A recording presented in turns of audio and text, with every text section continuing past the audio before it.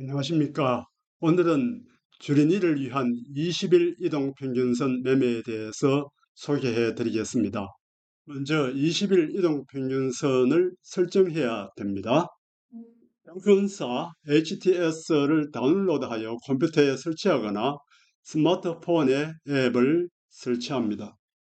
여기서 20일 이동 평균선은 하나만 사용하기로 합니다. 이동 평균선을 편의상 이평선 이렇게 부르기로 합니다. 여기서 소개하는 것은 매우 초보적인 내용이므로 중급 이상의 투자자는 내용을 수정하여 활용할 수 있습니다. 20일 이평선은 20일 동안의 주가의 평균으로 만들어집니다. 새 거래일의 주가가 추가되면 20일 전의 가격 하나는 계산에서 빠집니다. 이것은 키움증권 HTS 화면인데요. 어느 증권사 HTS 화면이든 이런 설정이 있습니다. 20일 이평선 매매의 기초, 주가가 20일 이평선 위로 올라오면 매수합니다. 여기서 보면은 이 자리에서 양봉으로 이평선을 위로 올라왔죠. 바로 여기가 매수하는 자리가 되겠습니다. 20일 이평선 아래로 내려가면 매도합니다. 바로 이 자리에서 음봉이 20일 이평선 아래로 내려갔습니다. 그러므로 이 자리가 매도 자리가 되겠습니다. 20일 이평선의 기울기가 우하향이면 즉 이렇게 노란 선이 즉 저항선이 내려가고 있으면은 주가가 내려가는 추세에 있다고 보면 됩니다. 여기도 마찬가지죠. 21 이평선이 우하향이면은 주가는 내려가는 추세인 것입니다. 만일 21 이평선의 기울기가 우상향이면 올라가는 추세이다. 여기서 우상향하고 있죠. 이런 경우에 주가는 올라가는 추세에 있는 것입니다. 손절 없는 매매 왜 필요한가? 일반적으로 주가가 매입가보다도 3% 정도 내려가면 손절할 것을 추천합니다. 반드시 3%가 아니더라도 5%, 10% 이렇게 자기가 정한 기준 밑으로 내려가면은 손절하는 것이 좋을 때가 많습니다. 다시 말해서 매수가 잘못되었다고 보고 손해보고 매도하는 것입니다. 매수 급소를 정확하게 찾지 못한다면 평가 손실을 보는 경우가 많습니다. 하지만 손절매를 자주 하면은요, 이익 매도보다도 손실 매도가 많아져서 계좌 잔고가 감소합니다. 그래서 문제죠. 손해보고는 매도하지 않는 20일 이평선 매매 방법을 본 영상에서 소개해 드리고자 합니다. 손절의 의미, 20일 이평선 기준으로 손절을 하지 않는다는 것은 회사에 무슨 일이 생겨도 결코 손절하지 않는다는 것은 아닙니다. 회사의 업적이 계속적으로 나빠지거나 매출이나 이익이 감소할 것으로 예상되면 손절을 고려해야 합니다. 추가 매수는 회사가 다시 좋아질 것으로 예상될 때나 또는 실제로 좋아질 때 하는 것이 원칙입니다. 회사의 경쟁력과 수익성이 좋다면 주가가 20일 이평선을 깨었다고 보유주식을 모두 처분할 필요는 없는 것입니다. 트레이딩을 잘하는 투자자는 손절하고 더 낮은 가격에 매수할 수도 있습니다. 손절 없는 20일 이동평균선 매매는 어떻게 하는 것인가? 주가가 일봉 차트에서 20일 이평선을 올라오면 매수하고 20일 이평선을 내려가면 매도합니다. 매수 후 물리면은 기다립니다. 물린 매수가에서 5% 혹은 10% 이상 하락한 상태에서 20일 이평선을 시장 가격이 올라오면은 매수하기로 합니다. 주가가 20일 이평선을 내려가더라도 매수 가격이 시장에서의 매도 가격보다도 높은 경우 기존에 매수한 주식을 손해보고 팔지는 않습니다. 주가 하락기에는 그래서 충분한 현금을 확보해서 5회 이상 20일 이평선 매수를 반복할 준비를 해두는 것이 좋겠습니다. 이러한 매매 방법의 적용 대상은 어떻게 되는가? 시장 대표 ETF, 예를 들면 SPY, 이것은 이제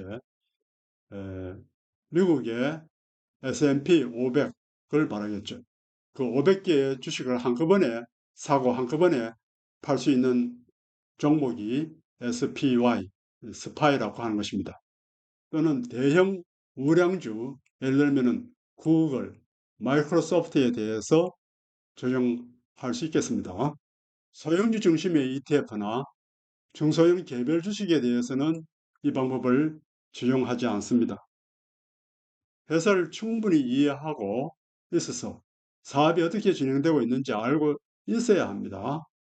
회사 업적이나 상황이 지속적으로 나빠지는 경우에는 이 기법을 적용해서는 안 됩니다. 만약 정보가 없다면 차트에 의존하는 매매를 할 수밖에 없으므로 주가 차트를 보다 더 이해하려는 노력을 해야 합니다. 중소형주는 변동폭이 매우 크므로 이 기법으로는 심리적인 안정을 유지하기 어렵습니다. 한번 내려간 주가가 언제 다시 올라올지 불안해지기 때문입니다. 자, 여기에 하나의 사례가 있습니다.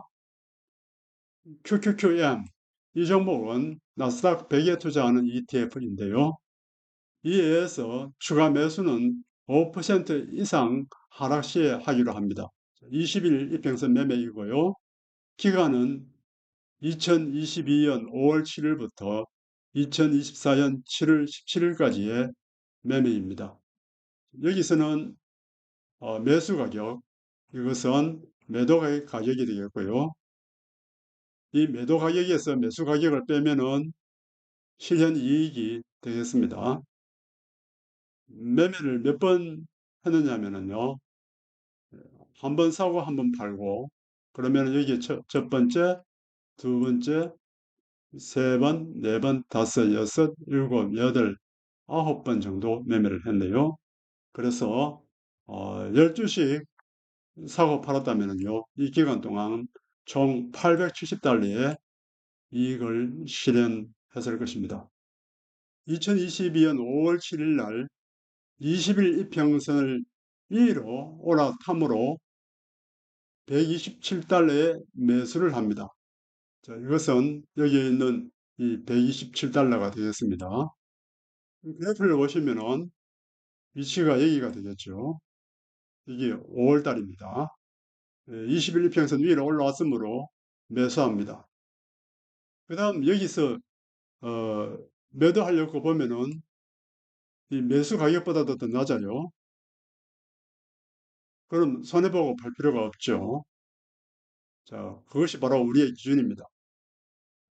여기 20일 이평선을 올라탔습니다. 여기는 어떨까요?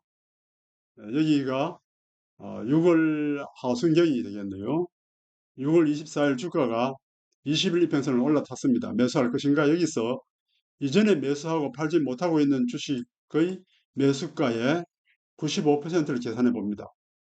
그 금액은 120달러가 되겠습니다. 즉 127달러의 5% 하락한 가격이 120달러이죠. 그래서 주가가 이보다도 내려갔을 경우에 매수를 해야 됩니다. 매수 가격이 121달러이므로 이 가격에서는 매수할 수 없습니다. 그래서 다음 이평선을 타는 날짜를 기다리기로 합니다. 여기가 바로 그 다음 기회가 되겠죠. 7월 초가 되겠습니다. 7월 6일 날 20일 이평선 매수 가격이 118입니다. 이 가격은 95% 가격인 120보다도 낮으므로 매수 가능합니다. 8월 22일 날 118달러에 매수한 것을 129달러에 매도합니다. 그리고 기다리면은 다음 매수 찬스는 10월 달에 옵니다. 여기 20일 이평선을 양봉으로 올라탔습니다.